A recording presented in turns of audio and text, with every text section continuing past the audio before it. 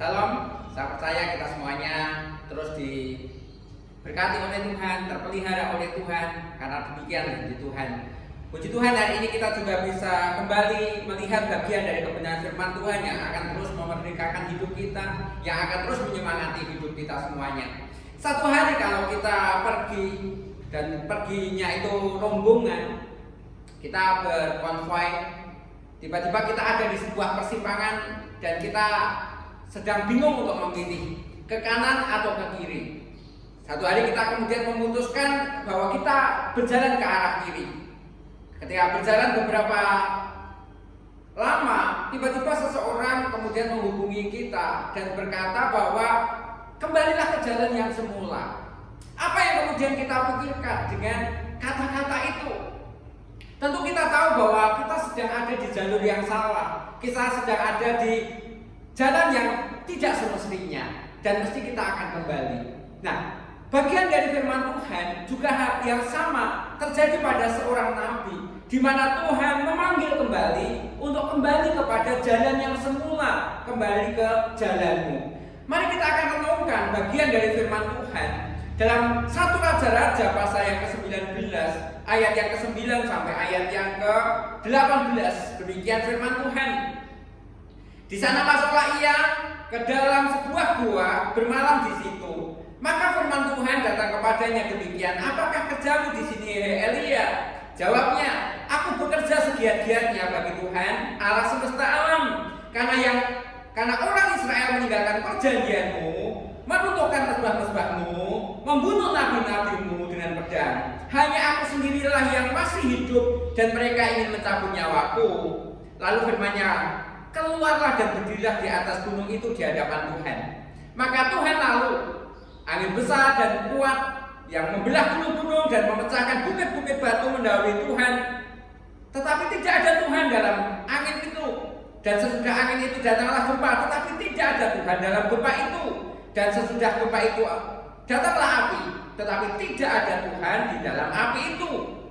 Dan sesudah api itu datanglah bunyi sepoi-sepoi basah. Segera sesudah Elia mendengar, ia menyelubungi mukanya dengan jubahnya, lalu pergi keluar dan berdiri di pintu gua itu. Maka datanglah suara kepadanya yang berbunyi, apakah kerjamu di sini, hai Elia?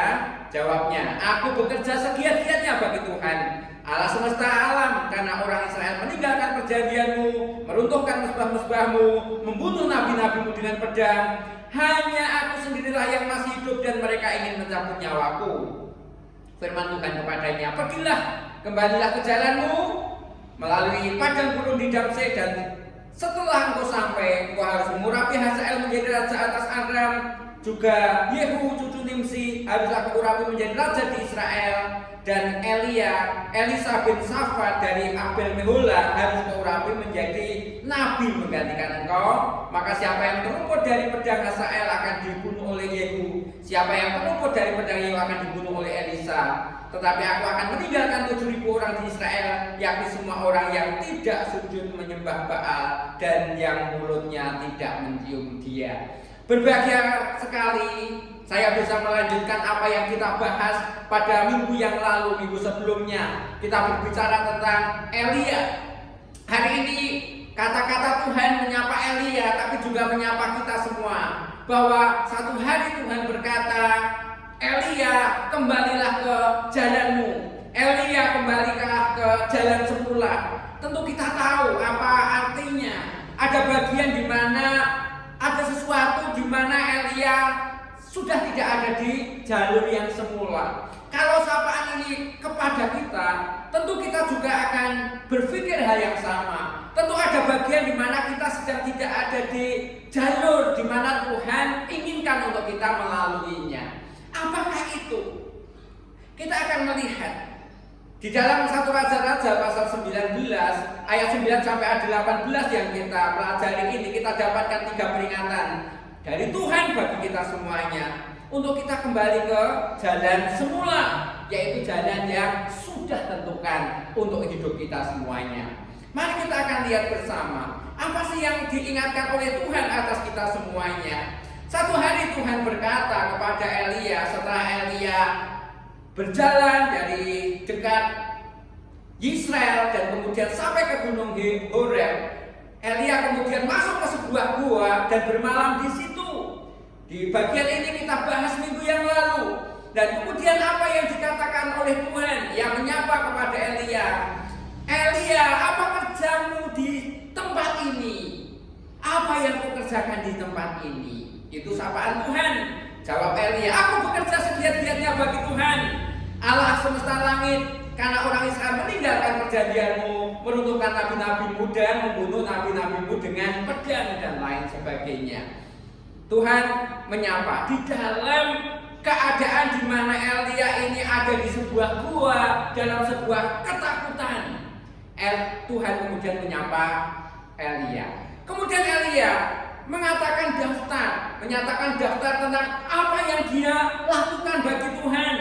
Dan yang dia katakan itu menurutnya adalah hal yang benar. Dia berkata, aku bekerja segiat-giatnya bagi Tuhan. Kita tahu bahwa cerita sebelumnya dia mendemonstrasikan kuasa Tuhan, membuktikan apakah Tuhan yang ia sembah itu adalah Tuhan, apakah nabi-nabi Baal itu yang kemudian punya Tuhan yang patut kemudian mencondongkan hati Israel. Dan dia bekerja sekuat-kuatnya. Mungkin dalam hal ini dia benar. Meskipun ketika Tuhan menyapanya, ia sedang bersembunyi di dalam sebuah gua. Kemudian ia menceritakan lagi bahwa Israel itu sudah meninggalkan Tuhan. Mereka sudah berpaling kepada nabi-nabi Baal. Ini daftar yang disampaikan oleh Elia berhubungan dengan semua hal yang terjadi. Yang ketiga, bahwa orang Israel menundukkan mesbah-mesbahmu.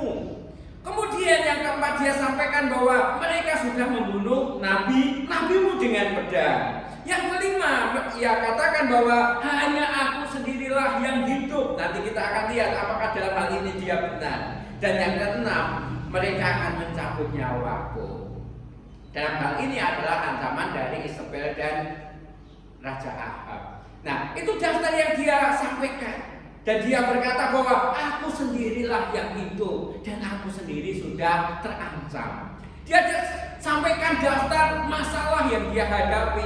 Kenapa dia ada di sebuah gua, dia kemudian menyendiri, karena dia sedang melihat, dia sedang menyimpan daftar masalah yang sedang ia hadapi, dan itu disampaikan kepada Tuhan. Dan di situ ia sedang merasa sendiri. Tapi coba kalau kita cross check di ayat yang ke-18. Apa kata Tuhan? Tetapi aku akan meninggalkan 7.000 orang Israel, yang di semua orang yang tidak sujud menyembah Baal dan yang mulutnya tidak mencium dia. Beberapa daftar dari masalah yang dihadapi Elia, ada bagian-bagian di mana itu memang terjadi.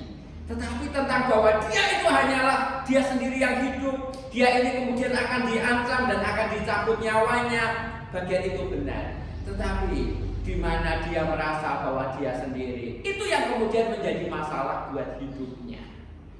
Tuhan sudah memberikan 7.000 orang yang lain selain Elia yang masih menyembah Tuhan. Bagian ini mengoreksi hidup kita semua, mengingatkan kita semuanya. Apakah dalam masa dalam hidup kita pernah kita ada di sebuah fase seperti yang Elia alami, yaitu bahwa merasa sendiri, merasa berjuang sendiri, terlalu berat karena aku berjuang sendiri, aku bekerja bagi Tuhan dan aku sedang sendiri. Semua orang Israel sudah meninggalkan Tuhan, bahkan mesbah-mesbah diruntuhkan oleh mereka, dan aku berjuang sendiri. Terlalu berat karena aku sudah berjuang sendiri. Ada nabi-nabi tetapi semua dibunuh dengan pedang, dan aku sedang sendiri. Bahkan aku akan diancam untuk dibunuh, dan hidupku sedang sendiri. Aku berjuang sendiri. Dan itu yang kemudian membuat berat Elia. Sampai kemudian ketika ia sampai di Gunung Horeb pun, dia bersembunyi di dalam sebuah gua. Padahal di Gunung Horeb itu adalah gunungnya Tuhan. Bapak Ibu dan Saudara, mungkin bagian ini pernah terjadi dalam hidup kita semuanya. Sebuah fase di mana kita merasa bahwa kita ini sendiri. Tidak ada siapa-siapa di dalam hidup kita. Tidak ada orang yang menolong kita. Aku terancam sendiri, aku susah sendiri, aku bekerja sendiri, aku sedang berjuang sendiri. Tidak ada orang yang peduli, tidak ada orang yang meringankan bebanku, tidak ada orang yang bisa aku ajak untuk bekerja sama. Dan semua daftar di mana kita berkata, aku sedang sendiri. Dan Tuhan mau ingatkan ini dalam hidup kita. Di mana kemudian Tuhan berkata, ada 7.000 orang yang aku tinggalkan, yang terus akan bekerja bersama, yang terus akan giat bersama, yang terus akan menyembah Tuhan bersama, yang terus akan menegakkan nama Tuhan bersama. Dan itu jadi Tuhan. Bapak Ibu dan Saudara, bagian ini mengingatkan kita bersama, jangan pernah merasa sendiri. Ada orang-orang di sekelilingmu, orang-orang baik yang selalu ada di sekelilingmu, ada orang-orang yang selalu bisa bermitra dengan saudara semuanya. Dalam pekerjaanmu, dimanapun kita ini bekerja, dimanapun kita ini ada, selalu ada orang-orang baik yang Tuhan tempatkan di sekeliling kita, dan itu akan menguatkan kita. Kita ada dalam sebuah tim kerja mungkin, dan jangan pernah berkata, jangan pernah merasa bahwa kita ini sedang berjuang sendiri. Mungkin kita punya banyak peranan, tapi orang-orang sekeliling kita juga punya banyak peranan. Mereka juga bisa berperan di dalam porsi mereka semuanya. Ini yang pertama. Yang kedua, mari kita akan lihat ketika ini Tuhan dijelaskan oleh Elia tentang semua hal yang terjadi dalam hidupnya. Kemudian Tuhan berkata, lalu firman-Nya, keluarlah dan berdirilah di gunung itu di hadapan Tuhan. Maka Tuhan lalu angin besar dan kuat yang membelah gunung-gunung dan memecah bukit-bukit batu mendahului Tuhan. Tetapi tidak ada Tuhan dalam angin itu. Dan sesudah angin itu datanglah gempa, tetapi tidak ada Tuhan dalam gempa itu. Dan sesudah gempa itu datanglah api, tetapi tidak ada Tuhan di dalam api itu. Coba kita perhatikan ketika Tuhan Elia menjawab tentang semua hal yang ada di dalam hidupnya, tentang isi hatinya, maka Tuhan lalu, yang artinya bahwa Tuhan kemudian mundur dari hadapan Elia. Tuhan kemudian menyingkir. Nah, apa yang kemudian dilihat? Ada angin yang membelah bukit-bukit. Dikatakan di sana, angin besar yang kuat membelah gunung-gunung, memecahkan bukit-bukit batu. Ada satu gejala yang luar biasa, yang dahsyat, yang merusak, yang disebabkan oleh angin besar, dan itu di hadapan Elia. Tetapi ingat, dikatakan di sana tidak ada Tuhan di angin besar itu. Sesudah angin besar itu gempa bumi yang dahsyat, yang mengguncang bukit itu, mengguncang tempat di mana Elia berada, mengguncang bumi. Tetapi juga dikatakan tidak ada Tuhan di dalam gempa itu. Sesudah ada gempa itu, kemudian ada api yang menyambar-nyambar, yang mungkin siap membakar. Dan kemudian dijelaskan juga, tapi juga tidak ada Tuhan di dalam api itu. Apa sebenarnya maknanya? Ada bagian-bagian kita ini berpikir bahwa ada sebuah perubahan yang terjadi dalam kehidupan ini, yang seperti itu angin yang membelah tatanan, membelah bukit-bukit, membelah semua hal dalam kehidupan kita. Dan kita berkata bahwa oh, ini dari Tuhan, sebuah pencobaan besar dari Tuhan. Kemudian juga ada gempa bumi yang dahsyat yang mengubah semua keadaan. Dan orang berpikir bahwa ini Tuhan dari Tuhan, pencobaan dari Tuhan. Tapi ingat, tidak ada Tuhan di dalam semuanya itu. Yang artinya apa? Ada banyak perubahan yang terjadi di bumi ini, tatanan dan semua keadaan yang mungkin hari-hari ini kita alami. Tapi percayalah, bukan maksud Tuhan, bukan dari Tuhan. Tuhan tetap konsisten dalam rencananya. Sebab rancanganku adalah rancangan damai sejahtera dan bukan rancangan kecelakaan, untuk memberikan kepadamu hari depan yang penuh harapan. Ini yang dari Tuhan, dan Tuhan tetap konsisten dengan rencananya, dengan firman-Nya. Tetapi kalau ada perubahan-perubahan hal itu, apa sih sebenarnya yang Tuhan mau untuk kita ini bersikap? Ternyata Tuhan mau berkata kepada kita semuanya, jangan terpana, jangan kaget, jangan tergoda dengan perubahan-perubahan itu dan kemudian kita menyimpulkan dengan cara yang salah. Coba kemudian perhatikan, sesudah api itu, di mana tidak ada Tuhan di dalam angin besar, ternyata juga Tuhan tidak ada di dalam gempa, Tuhan tidak ada di dalam api mengalami itu, datanglah angin sepoi-sepoi yang sebuah ketenangan. Nah, begitu disadari, Elia menyadari bahwa hadir ini kehadiran Tuhan. Dalam sebuah ketenangan, dalam sebuah keteduhan, ternyata Tuhan hadir. Elia menutup mukanya dan sekali lagi Tuhan berfirman kepada Elia, apa kerjamu di sini, Elia? Tuhan hadir di mana? Di dalam keteduhan, di dalam ketenangan jiwa. Bapak, Ibu dan Saudara, ketika kita berpikir tentang carut marut dengan semua kekagetan yang terjadi, kita tidak bisa temukan Tuhan di dalam semua keadaan itu. Tapi kita temukan Tuhan di dalam sebuah keteduhan, di dalam sebuah ketenangan. Ketika badai besar datang dan kita mencoba cari Tuhan, hati kita masih bergelora dengan badai itu. Mungkin juga bergelora dengan gempa. Kita bergelora dengan api pencobaan dan kita mencoba untuk ketemu Tuhan. Ternyata tidak ketemu di sana. Tuhan ditemukan di dalam sebuah ketenangan. Bapak, Ibu dan Saudara, temukan Tuhan. Di mana itu? Dalam ketenangan. Kembalilah tenang. Kembalilah tenang. Karena di situ kita akan temukan Tuhan. Mungkin sekarang ini kita juga punya banyak keadaan-keadaan, merasakan dampak dari semua hal yang terjadi, pandemi yang sedang melanda bumi ini. Kita juga orang-orang yang terdampak. Tapi firman Tuhan berkata, kembalilah ke jalanmu, jadilah tenang. Karena dalam ketenangan kita bisa berdoa. Di dalam doa bisa kita temukan Tuhan. Temukan kembali Tuhan. Ini yang kedua. Kemudian bagian yang ketiga. Mari kita lihat ketika Elia menutupi mukanya karena ada Tuhan di situ. Kemudian Tuhan berfirman lagi, apa kerjamu? Dan ia menjelaskan hal yang sama. Apa kemudian kata Tuhan? Di ayat yang ke-13, firman Tuhan kepadanya, pergilah, kembalilah ke jalanmu melalui jalan padang gurun di Damsyik, dan setelah engkau sampai, engkau harus mengurapi Hazael menjadi raja atas Aram, juga Yehu cucu Nimsi harus mengurapi menjadi raja atas Israel, dan Elia bin Shafat dari Abel Meholah harus mengurapi menjadi nabi menggantikan engkau. Ini yang harus kamu lakukan. Inilah tugasmu. Ambil kembali porsimu, ambil kembali posisimu sebagai nabi Tuhan.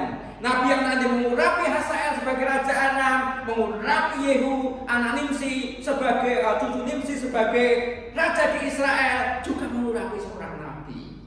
Ada tugas, ada porsi, ada posisi yang dilupakan oleh Elia. Selama ini Elia dalam ketakutan. Pergi ke sebuah padang gurun dan ada di pohon ara dan berkata, Tuhan cukup, sekarang aku akan mati. Karena aku tidak lebih baik yang kemarin kita bahas bersama. Hari ini kita melihat dia ada di sebuah gua. Dan sekali lagi Tuhan penuh kasih menyapa, kembali ke jalanmu. Apa yang dia katakan kemudian di akhirnya adalah kembali, ambil porsimu dan ambil posisimu. Bahwa engkau ini seorang nabi, engkau ini orang yang diurapi, engkau ini orang yang punya otoritas, engkau ini orang yang istimewa, engkau ini orang yang punya kuasa di hadapan Tuhan. Urapi mereka. Dan itu tugas, dan itu porsi, itu posisi yang harus diambil oleh Elia. Bapak, Ibu dan Saudara semuanya, ini pun Tuhan sampaikan kepada kita semuanya. Hari ini kembali ambil porsimu. Hari ini kembali ambil posisimu. Jangan takut dengan keadaan. Jangan pernah merasa sendiri. Jangan melihat sebuah perubahan dan kemudian kita panik sampai kemudian kita tidak tahu. Kita tidak bisa temukan Tuhan karena saking paniknya. Kita melihat bahwa badai besar akan mematikan kita. Kita melihat bahwa gempa akan memusnahkan kita. Kita lihat bahwa api ujian akan mematikan kita, membinasakan kita. Oh, ternyata tidak. Tuhan kita temukan di dalam sebuah ketenangan. Dan Tuhan akan kembalikan kita kepada porsi kita, kepada posisi kita. Ambil itu semuanya. Jadi janganlah pernah merasa terpuruk karena suatu keadaan yang terjadi. Jangan pernah merasa sendiri.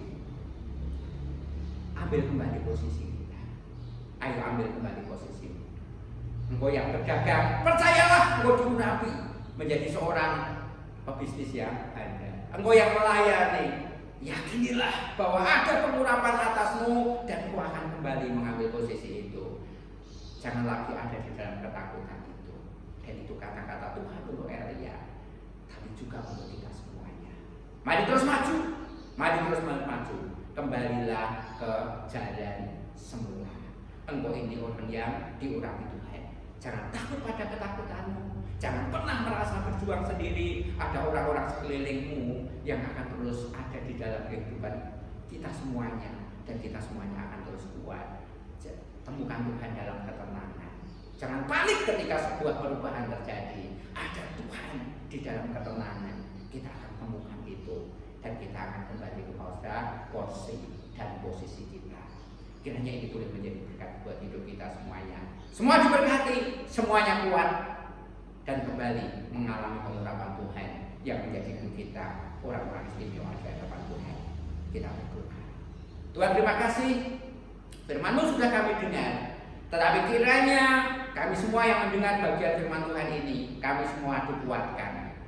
Kami berjuang bersama dengan Tuhan, bersama dengan orang-orang sekeliling kami. Kami tidak akan pernah sendiri, kami tidak pernah kalah sendiri, kami tidak akan pernah berjuang sendiri. Kami akan menang bersama dengan Tuhan. Kami menang bersama dengan orang-orang sekeliling kami yang setia kepada Engkau.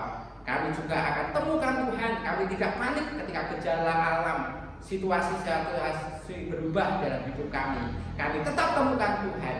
Dan Engkau yang berkata, kembali ke jalanmu, ambil posisimu, ambil porsimu. Kami punya posisi, kami punya porsi yang akan kami lakukan. Tuhan, di dalam berkat-Mu kami semuanya akan melakukannya. Kami berhasil bersama dengan Tuhan. Tuhan Yesus yang sudah tebus kami, Tuhan Yesus yang sudah mati bagi kami semuanya, Tuhan Yesus yang terus memperjuangkan hidup kami semuanya. Di dalam nama Yesus kami berdoa dan mengucap syukur. Haleluya. Amin. Amin. Tuhan memberkati kita semuanya.